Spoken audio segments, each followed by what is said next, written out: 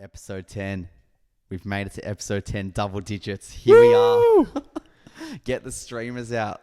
10 weeks too long. 10 weeks too long. Shame for the listeners. I hey? know. The poor listeners subjecting them to our lovely voices each week. Oh, no. Nah, we've done it, and let's pat ourselves on the back because 10 episodes is great. It's 10 weeks of Big Bros, and it's 10 weeks of just some lovely support from all of our guests as well and our listeners. So thank you for being on the journey with us, and let's get stuck into today. So hello, everyone. I'm Jeremy. If it's your first time joining us, welcome to the Big Bros podcast, episode 10, as we mentioned. I'm joined by my lovely mate and co-host, Ilan Volchek. Ilan, how are you, mate? Mate, I'm fantastic.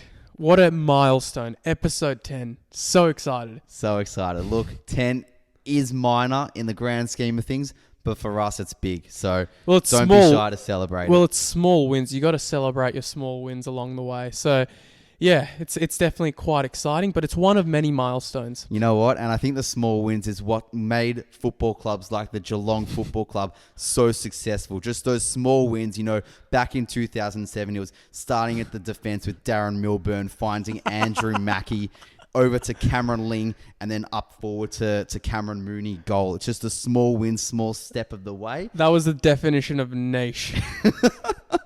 Well, that's what we're after, hey? So let's celebrate it, mate. Exactly. How are you? Talk to me. What are we discussing today? Well, today we're going to be talking about something that you and I both think is quite important, which is cultivating self-love within ourselves. And I thought, you know what, if we're going to be speaking about self-love, I better go and treat myself. So I went to get a haircut a few days ago because I saw some of the clips of last week's episode and I just looked, what's the term? Unkept. Like I needed a haircut. The brows needed a bit of trimming. I just needed to kind of sort out the grooming department. Mate. So I thought, why not better? We're talking about self-love this week. We had it scheduled and we were excited to speak about it. So the best way you can show self-love is by, rewarding yourself with some basic hygienic necessities. That's it, mate. Look good, feel good. There's some merit to it. And I got the haircut as well last week. So that makes two of us. So we've got the feathers clipped. We're ready to go. You got your eyebrows trimmed, not disheveled anymore. We're exactly. Good. So, look good, feel good. Exactly. So on today's episode, we're going to be speaking about why we think self-love is such an important topic. We'll talk about some of the myths. For example, some people tend to conflate narcissism and selfishness with self-love. We'll also speak about how we personally cultivate self-love and some of the obstacles that people and us in general have faced over our 23 years of trying to cultivate self-love, and we hope that you guys enjoy. That's it, and it's only 23 years so far, and self-love shouldn't just be thought of this concept that should only be cultivated in our formative years and in our 20s, because the fact of the matter is we've got, hopefully, a long life ahead of us, and self-love should always be an element to that. You should always be improving and striving for more, otherwise what is the point of, very deep here, but waking up every day, because you want to be experiencing something new and upgrading yourself every day, don't you? I completely agree. It's such an important topic that even the ancient Greek philosophers like Aristotle would discuss what it means to have self-love. For example, he was quoted once saying, he wondered whether a man should love himself most or if it is better to love others. Break it down for me. Break it down. Well, this is a Greek philosopher discussing, such a phrase. It's an open-ended phrase. I think there's no right answer to it. But what it does mean is that self-love has been a very important topic that has been discussed over many eons. And I think it manifests itself in many different ways. And look, as we were adolescents, now we're young adults. We've, I think, come to terms with the fact that self-love is an important thing to cultivate within ourselves. And we think, and this is where the whole kind of importance of it comes in, right? So let me ask you, why do you think it's such an important topic? I think it's so important and so imperative because if you can't provide, this is getting the corny bits out of the way, but if you can't provide yourself self-love and you can't be confident in yourself and hold up your own values to a certain degree, then for one, how do you expect others to bring you that love and bring you that level of praise? And two, how do you expect to like we said earlier, but level up in your life. Because if you're forever beating yourself down and you're forever not looking to, get to that next level in life, well, you're kind of just going to find yourself stuck in a bit of a rut. So it starts with us. If we're not going to be our biggest fans at the end of the day, we're going to be our biggest critics. I agree. And do you also reckon that it comes down to, if you don't love yourself, it shows other people what you're used to putting up with? Oh, yeah. And I think that's such a huge part of it, because as soon as you communicate to others that you're worthy of respect, you're worthy of love, people are naturally going to emulate those habits towards you. But if you don't show much self-love, it's almost amplifies a template for others on how you should be treated. Yeah, that's kind of why I think it's such an important thing to cultivate. Exactly, because you're only going to be projecting out into the world a certain energy. And like you're saying, if you're projecting out a very dull energy, an energy that, doesn't exemplify drive and determination. And look, none of us are saying be a David Goggins and climb Mount Everest and all of that, but you need to have some level of projection of confidence and love about yourself to therefore receive that from others. 100%. And the funny thing with self-love is it's very interrelated to self-esteem. I'd say they're two sides of the same coin. Yeah. In that, and they've done studies on, how can self-esteem, having high self-love help you with your mental health. And a study that looked at the role of self-esteem and self-love in the development of mental health problems, it found that there was less anxiety and depression when someone has more self-love. It's also, first of all, it also just helps you have a more optimistic outlook on life. And if you want to actually optimize any sort of behavior change, having a lot of self-love can be that propellant further. So pretty much what you just said before. So that's been kind of substantiated with a bit of research there.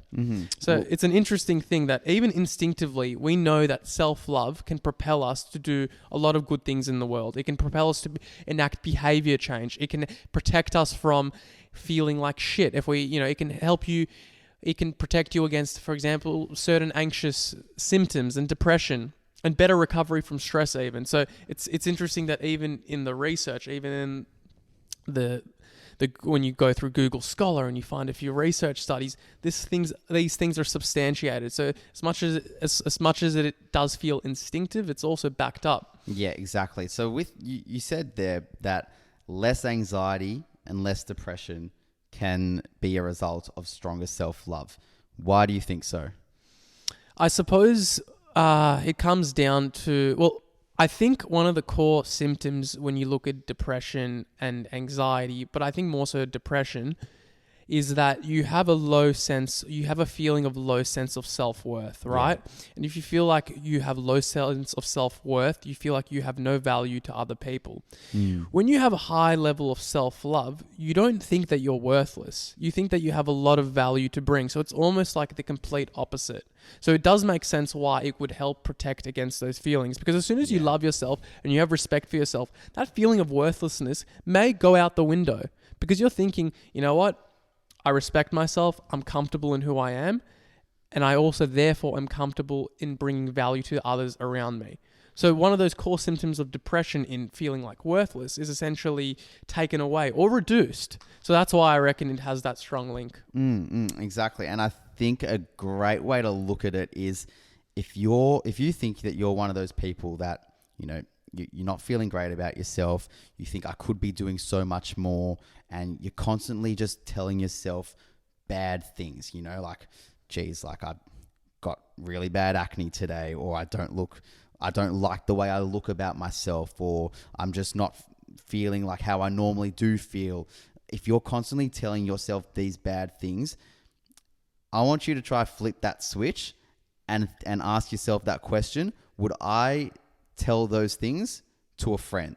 Would I tell those things to, maybe a younger child that I might be working with, right? Because if the answer is no, if you think that telling yourself those things, for one, it's easy to tell yourself these things, but you wouldn't tell those things to other people, then we need to ask ourselves, why would you tell yourself these things? Because you're not gonna tell those things to other people, because it's gonna make them feel like crap. It's gonna make them feel worthless. So why are we so inclined to make ourselves feel that way if we wouldn't do it to others. It's a great point, and it's so true. If there's something you're uncomfortable with within yourself, you have no problems criticizing yourself. No. But if it's someone else, you don't think of it as like a reflection of their self-worth. For example, if they have something, if their fly's undone, right? If our good mate has their fly undone, we're going to be like, mate, your fly's undone, zip it up. But if it was me and I was in like, a public function and my own fly was undone, I would feel so embarrassed. I would be harsh on myself. Yeah. But the reality is I wouldn't treat my own friends, or I wouldn't treat, others around me with that same level of criticism for having their bloody fly undone. Such a shocking example. I was going to say, mate, shocking analogy. Absolutely terrible analogy, but can only go up from there. I was thinking more along the lines of, if you're one of those people that looks at themselves in the mirror and says to yourself, oh my God, like my acne is looking terrible today. I look like a monster.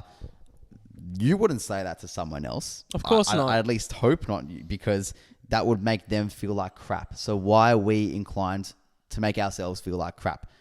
Food for thought. It's a fair point. And I think the whole, maybe just society today can kind of get us in the mindset of doing those things, be it TikTok, be it Instagram. Everywhere you go, you're going to be comparing yourself to others. It's a natural thing that we all do, but I feel like it's also something that maybe we weren't as prone to in our personal adolescent years. We didn't have the TikToks back then. We weren't really that much invested in Instagram. It's grown a lot since we were in school, some 5+ years ago. So I think it's something therefore that we need to be a little bit more wary of, and especially in our discussions with people, because I think it's really one of those tender and sensitive things. I got a question. What are the differences between self-love and being conflated with like being selfish and being narcissistic? What's the difference between that? It's a good point, because I was thinking about this earlier and I was thinking, look, if we were to jump on this podcast and say, yeah, we love ourselves, yeah, we like what we do and we uphold our values, would we be seen as selfish people or narcissistic people? I think the difference is, if you're a narcissistic person, you're generally going to put yourself on a pedestal over other people. You're going to think you're greater than others, and it comes from a place of ignorance. You're going to probably tend to belittle people and think your shit don't stink and you can get away with anything you want. That's narcissistic in my eyes. And having self-love doesn't equate to narcissism, because as a self-loving person, chances are you generally uphold certain values, such as honesty, such as bettering yourself. And if you uphold those certain values, likely you'd want to see that in other people too. So you're going to treat people the way you want to be treated. And therefore it doesn't come across as a narcissistic perspective. It comes across as, this person wants the best for me as they do for themselves. I agree. I think also the fact is, with a lot of narcissists, they tend to have inflated self-worth. You can love yourself as well and have healthy sense of self-love without having an inflated ego, because you still want to better yourself. You don't think you're superior to others. But I think, in fact, and it might not, I don't think it's controversial, but I think it's actually the opposite. I think having greater self-love for yourself can, in fact, be the biggest form of selflessness. Because if you take care of yourself and you take the best care you can of yourself, then it allows you to show up for others as well. Because if you're taking care of your needs first, it's almost as though, here's another shocking analogy. When you're on an airplane and they could go through the whole safety procedures of putting on the oxygen. Goggles, what am I saying? Oxygen mask, right? Yeah. They say put it on yourself first so you can help others. Yeah. That's kind of the premise behind it, because if you don't put it on, then you might lose consciousness due to the oxygen, due to the depressurization, right? Mate. Yeah, mate. We gotcha. So the same analogy applies here, is that you need to take care of yourself first before you can take care of others, because that's the only way you can provide your best version. You know what? That's a beautiful analogy. Very peculiar, obscure analogy, but it's beautiful. I think that's a better analogy than the fly, Than the fly undone. because I think there's a bit more merit to the whole when you're in an airplane and the masks come down. I think that makes a little bit more sense. Yeah. But there's a few reasons why I also think that it can help you be a selfless person. Not even selfless, but it brings value to others. If you have more self-love, chances are going to be a little bit more empathetic, because you're more introspective. You understand how you feel. And if you're allowing yourself to understand what bugs you, what doesn't bug you, what your own boundaries are, this can ultimately transfer into how you empathize with others. And we know that empathy and having empathetic conversations is a brilliant way of cultivating better relationships. So that's, I think, that's one way. And that's obviously going to improve your relationships. I think also it shows, I don't know if it's also being like a positive role model, but I suppose if you're the sort of person that has a lot of self-love, that can manifest in you having specific boundaries. We spoke about boundaries a few weeks ago, and it's a very big theme, but having personal boundaries and standards and expectations communicates to other people that you're a person that respects himself. Yeah. Meaning that can, in sense, incentivize your own friends or the people around you to want to do the same thing, because they'll respect you. And if they respect you, they'll be like, well, I want to be a bit like this person. They have their own boundaries. They respect themselves. They put themselves first without being narcissistic. Why not do that? So I think that can also be like a catalyst for positive, for being a positive role model. Yeah. What do you reckon? Oh, well, again, intertwining to what we did speak about a month ago about, good quality friends. You're going to be the product of those, five core people around you, or whatever it may be. And those core people around you would probably want to resemble similar qualities to you in the sense of, upholding a certain level of self-worth and love, because like you said, it'll be projected to others in your group and your surroundings, and you're going to be able to empathize better with people. So of course it'll only manifest and project across other people. And I think it goes for friends as much as it goes for relationships. If you're a girl or a boy that wants to find a partner, right? You want to find a high quality partner, as high quality as you think you may be. You want to have a level of confidence and a level of self-love about yourself in order to attract that. And you're not going to, and you shouldn't settle, I think, for someone who can't be reciprocal of that. So if you ultimately want to be with, someone that's of high quality in terms of their level of confidence and their charisma and just how they hold themselves in life, you got to start with yourself and look into yourself and say, do I resemble those qualities that someone would make me or would regard me as that high quality partner for them? And that all starts with your self-love. I wouldn't agree more with you, because it's true. Like, if you're not going to love what you're about, how can you expect anyone else to love what you're about, right? Exactly. Yeah. There's a bit like, do you reckon though that in order to practice self-love, you always have to feel positive about yourself? Nah, definitely not. There are definitely days we wake up, hey? There are days we wake up when we're like, oh, I want to hit the snooze button. I don't want to get out of bed today. Don't want to go to the gym today. It's rainy, it's gloomy, and mate, I'm not going to lie, I'm dreading it in a way, because it's April in Melbourne and I already feel like the sense of seasonal depression is creeping in. The days are looking gloomy. The light isn't as prevalent as it used to be. It's basically a disaster recipe for Andrew Huberman, if he was so true. If he was in Melbourne right now, he would not be impressed with the amount of light exposure that we can expose ourselves to. I will argue though that I think Melbourne is probably not as bad as like some of those Nordic countries that have like 6 months of no light. Exactly, but then I think we're okay compared to those Nordic countries as to why like some parts of the world are happier versus other parts of the world, because light exposure is such a key factor. And we're digressing here, and we'll get Andrew Huberman on one day, and we can go into depth about light exposure. That's the dream. But back to your question about, does self-worth equal positivity every day? Definitely not. And I think it links more so to our discipline, right?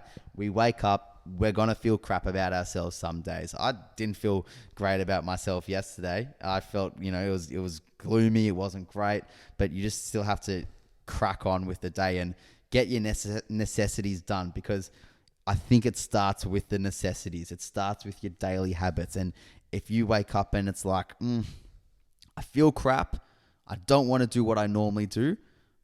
Like, I know me personally, I'm going to go to bed that night and really, really feel crap about myself. But if I can say that I've still nailed those necessities that I normally do get done, I'm going to feel at least like I've upheld my values, and I can still have some degree of feeling good about myself, even on the days where I'm overall not feeling great. No, I get you. Because for me, like when I do cultivate the whole thing about self-love, for me, what's worked has never really been like those positive affirmations or the self-compassion per se. Yeah, mate. Don't be that bloke that looks in the mirror and shouts out affirmations. I don't think that's gonna. There's definitely merit, and it does help some people. There definitely is. Some people benefit from that, but for me personally, what's always helped, and I think you and I are similar in this, is that if I want to cultivate self-love, the more discipline I have, the more self-love I have. And I'll give you an example. Yesterday, I was driving home from uni. We were on the phone, and I was just exhausted. And you're like to me, what's the plans for the rest of the evening? I said to you, mate, all I want to do right now is go home and be a couch potato. I want to just, not do anything, just scroll TikTok. I had a long day, right? But I told you, look, I did make myself a promise, and I'm going to go to gym, and I'm going to have a good workout. And I said to you, I just need a rock up. That's all I got to do, and then the rest will take care of itself. So I didn't want to go. I ended up going to gym, but I thought about it, right? And I thought this might be one of the best examples of showing self-love, because the whole thing about self-love is you're not trying to necessarily make yourself feel good all the time. In this case, what I was doing was I was incurring a short-term cost of discomfort for a bit larger long-term goal of just, holistic health, right? Such a key perspective. And it's so short-term, isn't it? It's short-term, right? But by the same token though, that's what self-love is all about. It's not necessarily feeling good all the time. Self-love is this. It's the same sort of love that you would show one day if you've got a child. You're not going to give them ice cream every day just to satisfy their short-term hunger needs. No, you'd want to give them something healthy because you're more concerned. Unless it's choc mint ice cream. Shut up! Shut up! None of that, please. Carry on. But you'd want to, in a sense, you're fine to incur like when you're. Fuck me, I've literally forgot because of your stupid choc mint ice cream analogy. You've completely thrown me off. Nah, but it comes. You were cracking on. You were saying that you wouldn't satisfy someone's short-term cravings or desires because of maybe something that might. Thank you for cleaning that better. up. Yes, thank you. Yes, but it's true, right? And I think sometimes self-love can be conflated with, just always making yourself feel good. It doesn't matter at what cost, right? And that's never at least maybe in the last few years, that's never been my kind of impression. So that's personally how I kind of cultivate self-love. And another way, and I think this is a very kind of relatable example, how many times do you set an early alarm clock for the next day and you're saying, tomorrow you is going to really hate you, but they might also thank you if you get into the habit of waking up early or just waking up at a time that you need to. Because for me, that's something I've always struggled with, is putting an early alarm clock, hearing it go beep, beep, beep. Oh, mate, look, if talking to me about alarm clocks is not a great discussion, because I'd love to say that I'm a bloke that can just tap that button and crack on.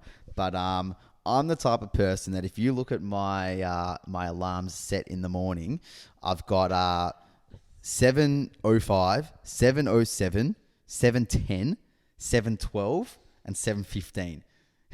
So it's a lot of tapping, it's a lot of hitting snooze, and it's definitely something that I need to improve on. So none of us are perfect. But do you agree though how like when if you stay true to yourself, you wake up at that time that you didn't want to wake up at, you incur that little bit of sleep inertia, you've woken up, you're still exhausted, you're groggy, but you know that it's important to get up at that specific time. That's showing another form of self-love. Again, short-term discomfort for a potential long-term gain of building good morning habits of waking up at a certain time. Yeah, it's a great point you raise, and I think it's tricky though, because you're looking at yourself from that external perspective. It's looking at yourself from a second person point of view, right? It's saying, Ilan, are you going to be happy with this decision or not? And you have to be that person to say, or, am I or am I not? And it's very tricky, and you're going to stuff up here and there. I do it all the time, and I'm sure you do it all the time. But the times that you do nail it and you do what you think you should do versus what you want to do, God, like you will instantly feel better about yourself. Maybe not in the short term, like you said, but long term. It's short term discomfort for the long term comfort. It's so true, right? And the thing with feelings is that your feelings aren't necessarily indicative of what's good for you, right? That's the thing about our feelings. It's the head and the heart, mate. It's the head versus the heart. It's the head telling you what you should do, and it's the heart telling you what you want to do. Correct, and that's the thing. It's if they were in line, we wouldn't be having these discussions. But our feelings have such a stronghold over our everyday decisions. They can make us become impulsive, do things that we'll later regret, and then it's that tug of war between, as you just said, between the head and the heart. Exactly. I've got to ask you, how do you cultivate self-love? Yeah, look, I feel like, I'm going to be honest, I feel like I've always felt like a relatively confident person. I've felt like someone that I'm proud. I've always been like proud of my values and my qualities. Not to say that I'm perfect. There are definitely things that I'd love to work on and get better in. But I feel like, generally speaking, I've always felt like I'm pretty happy with who I am as a person, right? And I think I'm really fortunate to have felt that way. But at the same time, I also find myself in scenarios more so where it's like, for example, if I'm surrounded by a group of people and most of the people in that group are really, really, really like confident people. For someone like who, I see myself, like I said, I see myself as someone who's generally confident. I don't know if is that okay to say? I think No, it's forbidden. But if I'm around people that I think are, well confident as well, it makes you think, God, was I really as formidable and as confident as I thought I was? These people just seem like they're on another level. Well, I suppose what you've mentioned there is just one of those really easy, common obstacles that you can face is when you want to cultivate self-love is you'll be comparing yourself with others who are very confident. Naturally. And I think that by doing so, what can happen is you start looking at you start looking at others, right? And that sort of comparison can really, really kill you because it starts making you think, what's so special about me, right? It's that whole thing of comparison. Yeah, which is the biggest challenge, I think, for everyone in today's day and age, which we did touch on earlier with, TikTok and Instagram and body image and things like that. So a really nice concept I think we should look at more to help us become more self-loving is by being more loving to others. Because if you're more loving to others and they might not generally feel like quite a self-loving person themselves, they might think, God, that person said a really nice comment to me. And that's kind of changed how I feel, and I don't normally feel this way. For example, you bump into a friend that you haven't seen in about 6 months.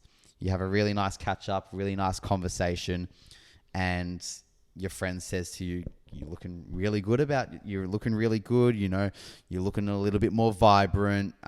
Must have gotten your eyebrows done. Must have gotten the eyebrows done and the feathers clipped. And they compliment you on what you've recently been up to. They've seen what you've recently been up to, and they're like, yeah, what you're doing is really, really good. If you're a person who doesn't really feel like they've got that sense of, strong self-love and self-worth, hearing that can not only make their day, but make them leave that conversation and feel a little bit more inflated than what they were coming into that conversation. And that can kickstart someone's self-loving process if they're coming from a place of not having much at all. So that's why I urge, be that kind person to someone else. You don't know what other people are going through. And it's such a cliche, but it's so true. Yeah, I think if you're having a bad day, right, you say someone, they give you a compliment and you're not feeling good about yourself, that can just be that sort of catalyst that clicks everything into gear. If someone, because that's a small compliment can be such a powerful thing. Oh, exactly. It's such a trigger point because that could literally set the tone for the rest of your day. And what happens then is what we call the butterfly effect. Yeah. You're in a better mood, and that may very well dictate how you behave with other people. Yeah, exactly. And I've experienced that so many times where I've just had such a shit day, right? One of my friends have given me a compliment about something, and it could be anything, right? And then for me, I just feel, I feel a sense of worth. It's like what we spoke about earlier. One of the symptoms of having very severe depression is that feeling of worthlessness.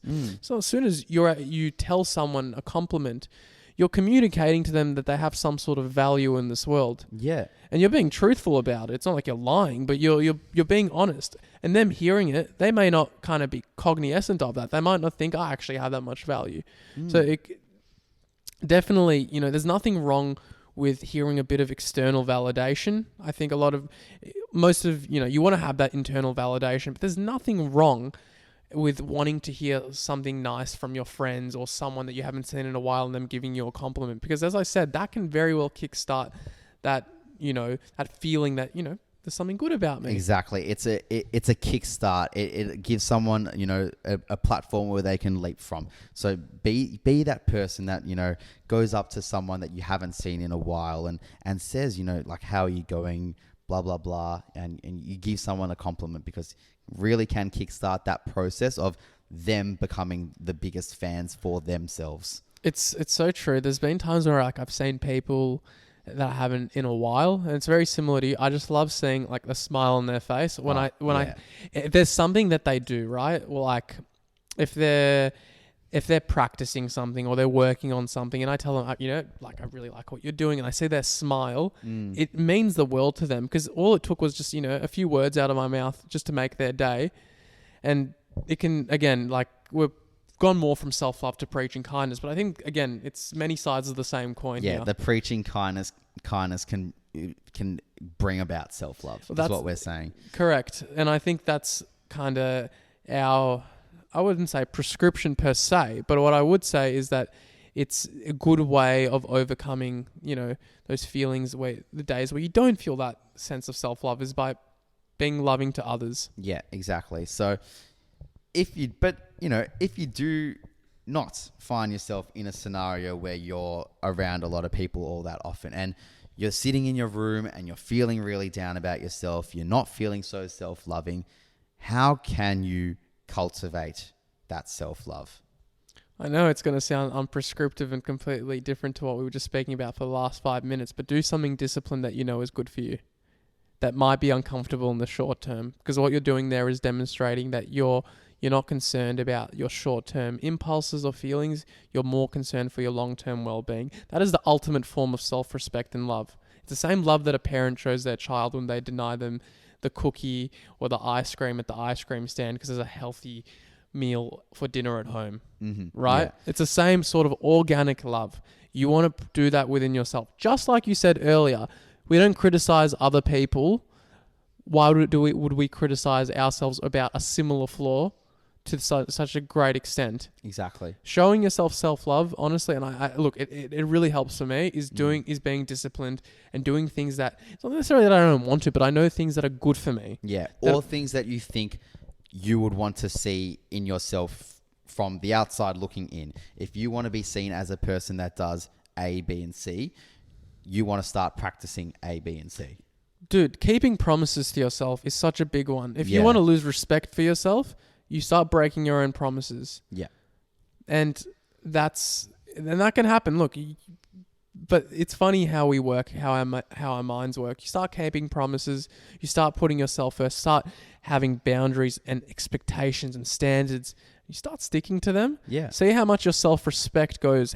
See how much your self-worth grows. Yeah. And that's why I think things like gratification journals can be so paramount in terms of building that self-love, self-worth, and confidence, because you're ultimately projecting onto the paper what you, one, are happy about yourself in your life currently, and two, where you want to get to, and what are the values that you want to resemble, and what type of person do you want to be. So I think journaling and diarizing, things like that, is a really good way to stimulate that self-loving process, or just continue it on. I agree. And I think another theme that we've been big on is just not being so harsh on yourself. Yeah. You're not going to be perfect. And as we said, self-love doesn't mean you have to feel positive all the time. No. It absolutely doesn't. But it just means being true to yourself. It means not keep breaking your own promises. It means having some bloody standards for yourself. Yeah. Have standards for yourself, whether that be the friendships that you have around you, the relationships you have, the partner you're looking for. If you want to be that self-loving, confident person that projects a lot out, you 100% deserve that in reciprocation. I agree, man. Let's wrap it up here, though. We've spoken about quite a bit. Before we do go, I hope you guys enjoyed the episode. If you guys want to like, subscribe, and rate the show 5 stars on all platforms, that would be fantastic, guys. And once again, 10 episodes. You guys are our OGs, and can't wait for many, many more milestones ahead. We can't wait. We thank you so much, and we hope you all have great weeks. And if you've learnt anything from this episode, if there's anything that you really liked or disliked, let us know. And if you think someone is out there that, really would benefit from listening to this, share it with them. We all want to make everyone around us grow and improve and feel good about themselves. So don't be afraid to share it with someone else around you that thinks that you think can really benefit. That's the one. Benefit from it. Thanks, guys, and we'll see you next week. Bye.